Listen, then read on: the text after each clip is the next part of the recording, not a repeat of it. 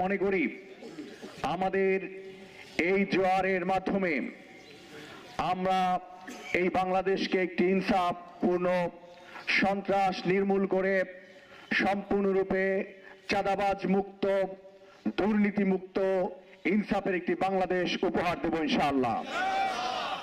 আমরা বিশ্বাস করি আপনাদের এই ভালোবাসায় আমরা এই প্রতিদান হিসাবে আমরা আগামীর 5 বছর ইনশাআল্লাহ ঝালকাঠি নলছিটিকে একটি সমৃদ্ধশালী মানবিক বাসযোগ্য উন্নত ঝালকাঠি হিসেবে উপহার দিতে পারবে ইনশাআল্লাহ।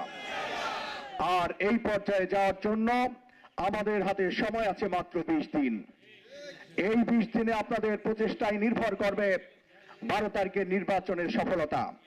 অতএব আসুন আজকে আমাদের যে শহীদ ওসমান হাদি যেখানের শাহাদাত বরণ করেছেন, যে এলাকায় আল্লাহ তাকে পাঠিয়েছেন, আমাদের সেলিম তালুকদার যেখানে শুয়ে আছেন, আমরা বিশ্বাস করি এই ময়দান নিশ্চয়ই অন্যায়ের বিরুদ্ধে নিশ্চয়ই এই ময়দান কথা বলবে।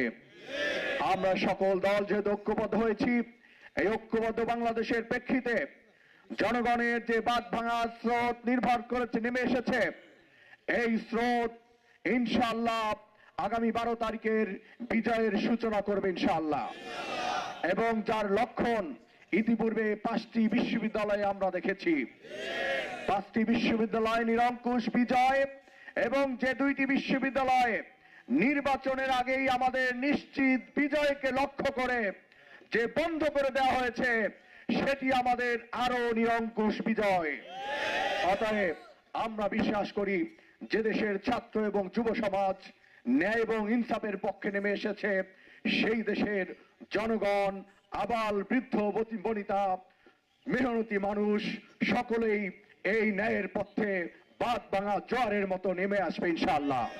অতএব সেই জোয়ারের মাধ্যমে আগামী 12 তারিখের নির্বাচনে ব্যালট বিপ্লবের মাধ্যমে আমরা হা ভোটকে জয়যুক্ত করব, সৎ এবং যোগ্য প্রার্থীকে জয়যুক্ত করব, এবং দাঁড়িপাল্লাকে জয়যুক্ত করে আমরা এই বাংলাদেশকে সমৃদ্ধির দিকে এগিয়ে নিয়ে যাব ইনশাআল্লাহ।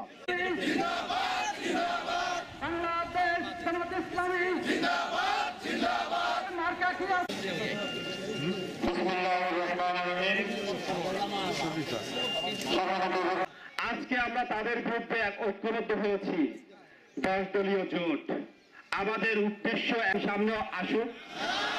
আপনারা কি চান স্বৈরাচার আমার দেশে ফিরে আসুক?